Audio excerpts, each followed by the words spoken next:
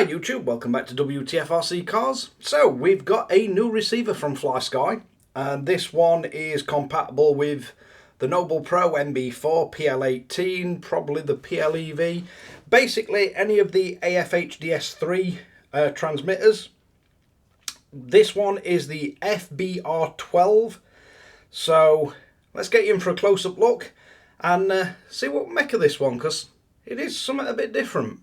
So, first inspections, it comes in one of the nice boxes. It's also one of the enhanced receivers.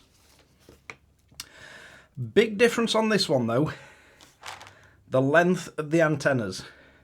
So you're not going to have a problem if you want to mount this in a boat and get the antennas right above the waterline. So first off, definitely for RC boats, it's going to be a godsend really. The issue is with a boat, and anybody that you know that's tried these will have found this, radio waves don't particularly travel well underwater unless they generate underwater. So if you've got your transmitter above water but your receiver is sat in the boat and your water line's here, the radio waves will only come through the boat down to it. You'll get a pretty crap range. Being able to extend these all the way up and mount them out the top definitely gives you a lot more options. It's also PPX7 waterproof, and it's a bit of a different design really. It's the first clear cased one I've seen. So on this side you've got a bind, and then you've got new port or channel 9, the first one in. Then the top ports are all new ports, so channels 10, 11 and 12 all assignable to iBus 2 or anything like that, as it is one of the enhanced receivers. You've got 12 channels that are assignable, and 4 of them you can assign to new ports. Looks like these kind of rubberized where it goes into the actual transmitter receiver housing. But yeah, it's going to be a different one this. I can see 12 channels being useful on a crawler. Also multiple channels if you're doing anything on a boat that's got a whole bunch of lights or multiple different outputs you need for, say, turning a pump on and off, or anything that you want to make rotate or move on the surface at boat. So 12 channels is going to come in, and you're also going to get crazy range with this. Power wise, you're looking at 3.5 to 9 volt input. And let's see what else we get in here. So you do get the bind plug, and you get a whole load of rubber boots for protecting these little pins because they're all exposed. So you can put them on, stop them getting all gammed up, or make them a bit more waterproof if you like. We also get in the box a bunch of Flysky stickers, and you get the full instruction manual. So it does tell us that it supports PL18, MB4, MB4 Lite, it just says etc, so the Pro or anything else that uses the same protocol. Binding is just dealt with by using the bind ports. Forced update mode, same as a lot of the other receivers. You just turn the bind plug sideways and put it between the first pin on this side and the third one in. That'll pop it into forced update mode.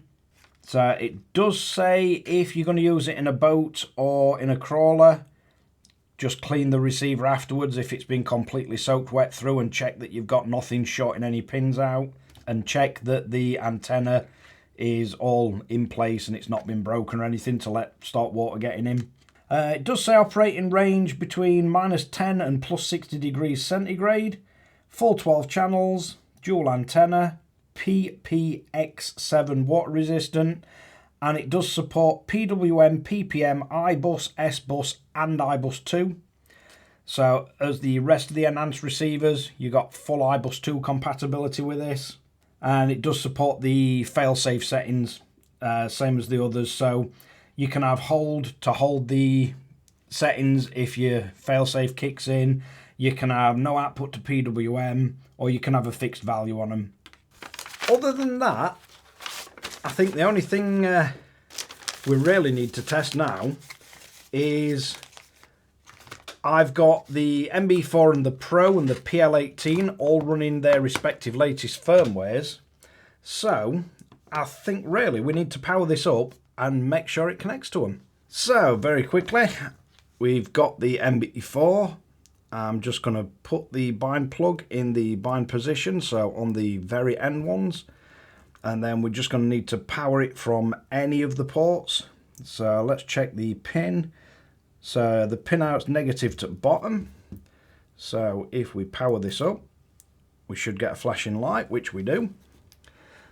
Then I'm just going to go on to the MB4. I'm going to reset this model just in case we've got anything weird set up on it. So channel frequency, two-way, channel number definition 8. So we'll jump out of that and then go into RX set, bind set, make sure enhanced selected. Binding successful. And it does in fact bind.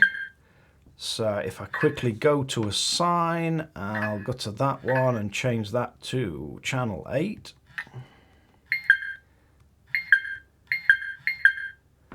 And let's see if we've got a random servo kicking about. So what do we have? Should be one back from the end. Center point. So yep, definitely works up to 8 channel.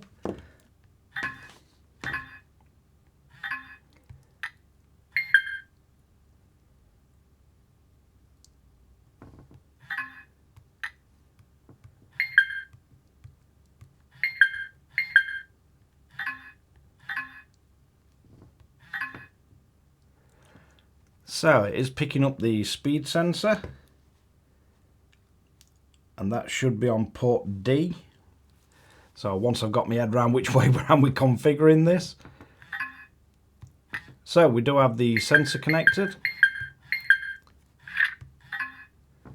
Yeah, it is picking it up now. So yep, fully works with iBus 2, channels 1 to 8 are assignable. You would get power but no functionality out of channels 9. But that also means that 10, 11, 12 and 9 can all be assigned to iBus 2 devices. So even if you were to use this on the MB4, you could still get full utilization out of every port on it. Full 8 channels programmable and then 4 assignable iBus 2 connections, especially if you want to run multiple iBus 2s.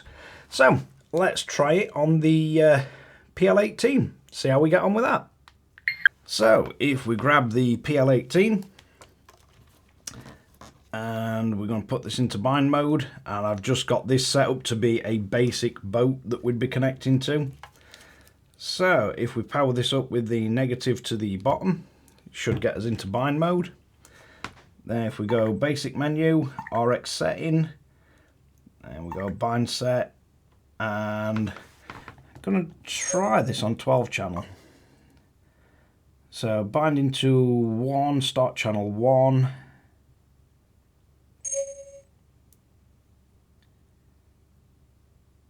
Binding. Bind successful. So yeah, you can choose the LORA 12 channel. So we can bind to that.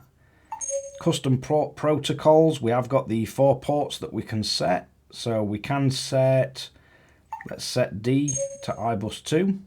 Let's see if we're getting any output. So we want D to be our, what was channel 9, should be iBus 2. So you have to bear with me, I've not been using this a lot, so I need to remember where as iBus 2 is. Did it come under sensors? Yep, so we are detecting the RPM sensor. We can go to setup and you can go in there and change where they all are on screen and everything. So, does pick up the iBus 2 sensor. Let's try, I'm not sure how the channels are configured on this at the minute, but if we stick that in channel 2, so yep, we got channel 2 working. So if we get the Noble Pro and go into as model. I'll reset model. Channel number definitions, set that to 12. So if we drop out, bind set, and then start channel steering, tell it to bind. Quickly connect as bind plug. Then we want to power it. So we can definitely bind. If we go interface protocol, and let's set this one to, let's set C to iBus2 now. Just try a different port. So if we then plug into that one,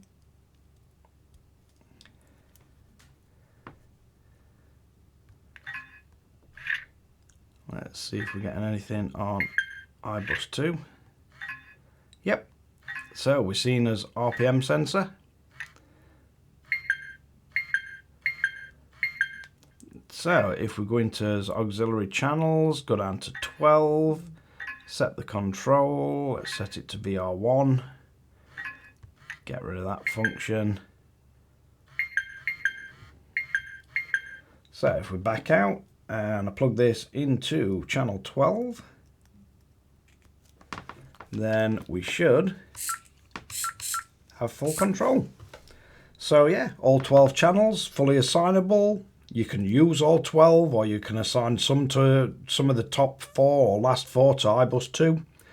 But yeah, it's definitely going to be an interesting little receiver, this one. Certainly a lot of options, especially with the size of the antenna. It's definitely going to be a really good one for boats. It's going to be a good one for anything that you've got trouble mounting the receiver and the antenna. So if you wanted to run it in a speed car, you've got plenty of length to get the antenna out the body shell, or even tucked away in body shell just under it, but away from receiver. Get them out of way of the interference generated by your powerful ESCs or powerful motors. Just gives you plenty more options, and it's not that big. I mean, if you look at a servo, that's a standard servo. It's probably a little over half the width of it, or just about half the width at the back end. Smaller than it at the front end. And yeah, its general footprint, it's definitely smaller than a servo, but you could mount it perfectly on top of a servo, which might be an option. But that's the first look at the FBr12 from Flysky. So let's wrap this one up. So there you have it, the AFHDS3 FBr12 12-channel receiver for Paladin 18, MB4 Pro. Not going to be for everybody this, but definitely like the fact that Flysky are listening and they're creating receivers with these long antennas for extra range, more channels, and it's just nice to get something different. It's advertised as one of the waterproof ones, so you're not losing out on anything on this. It's not particularly huge, so you don't need a big footprint for it to fit in. You've got all the outputs that you could want. So you've got 12 channels, and 4 of them can be assigned to iBus2. But yeah, nice little receiver. But thanks again for watching Wtf Rc Cars. If you like this kind of content, don't forget to like and subscribe. Hit the notification bell, share to friends and family, and catch you guys again in the next one.